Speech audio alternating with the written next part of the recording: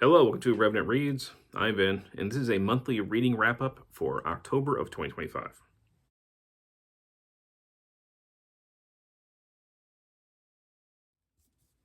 So I've got here a stack of books that I read in October of 2025, and this video is just going to be a very quick summary of these books. I've talked about all of these books in previous videos, the ones that I call Fresh Read Kills, where I talk about books I've recently read.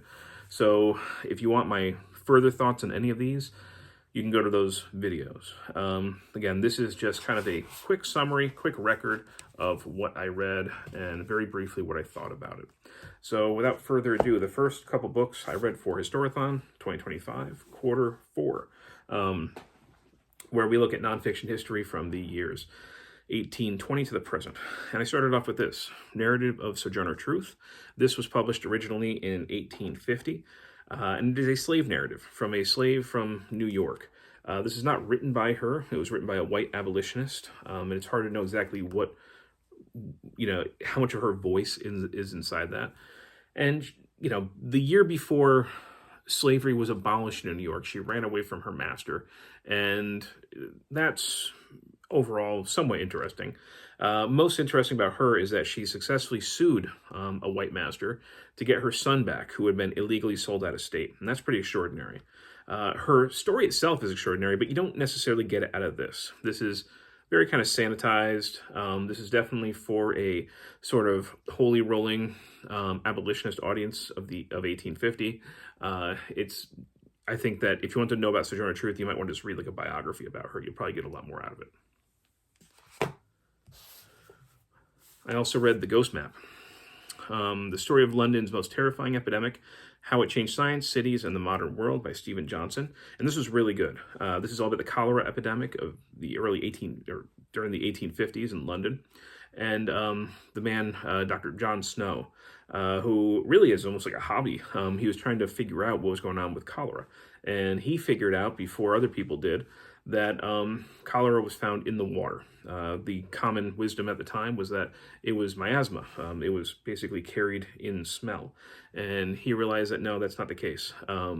There's something else going on. So he set out to prove it, and he eventually did. And one of the products of that is a pretty famous, what they call a ghost map here, where he was able to show the infected pump that had the cholera and how it basically distributed among the neighborhood of those who were using it. At the end of the book, Stephen Johnson is really talking about cities and their place today. And he makes an interesting argument that cities maybe are what we need to survive in the future. That urbanization might be our savior. Very interesting. I next read Necessary Death. I'm just noticing that I'm losing my sunlight. All of a sudden, all the clouds went in front. So hopefully it's bright enough for you guys to see all these. But Necessary Death by Chris Grosso and Preston Fassel. The subtitle is What Horror Movies Teach Us About Navigating the Human Experience. So this is more about mental health. And it's using horror films as showing how we can find examples within horror films that we can then use to improve our health and well-being. So for instance, find your own losers club, find people who appreciate you. And, basically any horror film, I think you could probably find some lessons from. It's not, of course, not only horror films that will give it to you, but essentially this is a little bit of a defense of horror films. That yes, horror films might be, their primary purpose might be to frighten or to, at the very least, evoke some kind of negative emotion. But that doesn't mean that you can't get something positive from it. So this is sort of a window for horror fans to start looking at, healthy mental practice and things like that. So if that seems like something that would interest you, especially if you're a horror fan, this is, I think, worth checking out. But yeah, that's what it is. It's analyzing the films and then how can we put what we find in here into practice. And I also read this, Heavier Than Heaven, a biography of Kurt Cobain by Charles R. Cross. This is one of those ones that I had on my shelf for a very, very long time. My wife had gotten this for me for my birthday like years ago, and I finally got around to reading it. But this was pretty good. This is obviously what it is. It's a biography of Kurt Cobain, and it's as you can imagine, if you know anything about Kurt Cobain, it ends up being pretty depressing at the end. It does go through. What's kind of cool is that Kurt wrote copiously in notebooks, so we get a lot of quotes from him in here. We get a lot of what his thoughts were in a very kind of artistic fashion.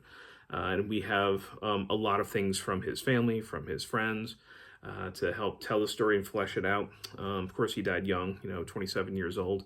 And it really does show how the drugs really ended up destroying him.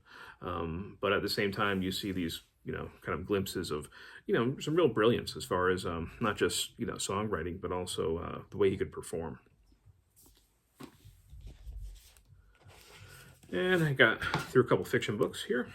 There was Stephen King, Different Seasons, which I did listen on audiobook, but I do a lot of immersive reading too, where I'm listening and reading at the same time. And these are 4 novellas, originally published in 1982. And these, I thought that this was really excellent. I liked all of these stories. Maybe not, I wouldn't rank them all the same, but they were really good. You had Rita Hayworth in The Shawshank Redemption, which was excellent. Which everybody who's known that movie will know what that's about. Or seen the film adaptation, I mean. There was Apt Pupil, about a young teenage boy who realizes that one of his elderly neighbors is a Nazi war criminal and basically becomes obsessed with that. And they kind of create this dangerous parasitic relationship with each other that leads them both down murderous paths. And that was pretty good. It was longer than I expected it to be, but it was good. And then you had The Body, which would go on to be the film Stand By Me, and that was excellent, really good. That captures the 4 boys who are following these train tracks in order to go try and find a dead body before the authorities can find it, because they're morbidly fascinated by death. And along the way, they're discovering things about each other and themselves, and I thought that it was just wonderfully written. And the last one is The Breathing Method, about a mysterious group who meets in Manhattan, inside this brownstone, and tells stories. And there's something weird about this brownstone. There's something weird about the guy that owns it, weird about the library that this brownstone has. But the story that's told, The Breathing Method, is bizarre. It's about a pregnant woman. I won't give out more than that. But the story itself is really weird, but I thought it was really well written. So yeah, I enjoyed this a lot. And I read The Stranger by Albert Camus, originally published, I think, 1942. It was published in English in 1946, but I think it was published in French in 1942.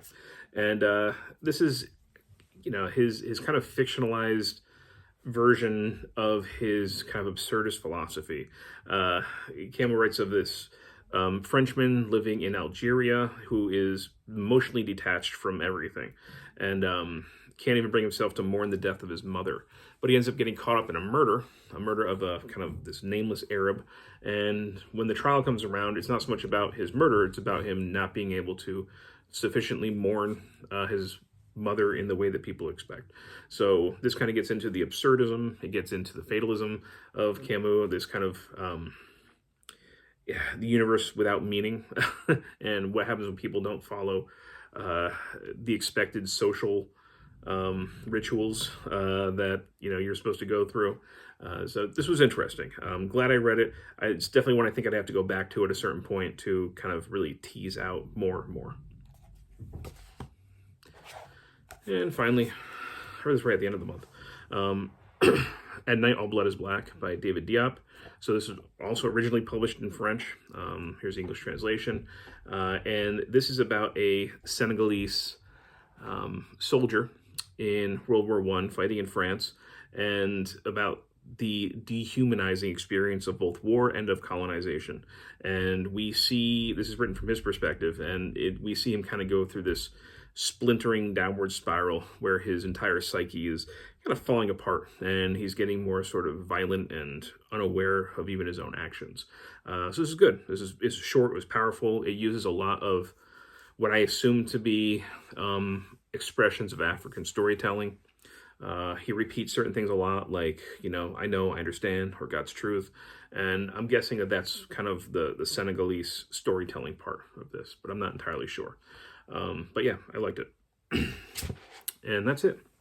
So those are the books that I read in October of 2025. Here we go. I got my stack. So I read The Ghost Map, Necessary Death, Heavier Than Heaven, Different Seasons, The Stranger, At Night All Blood is Black, and Narrative of Sojourner Truth. If you read any of these, love to hear your thoughts. And as always, thank you, BookTube.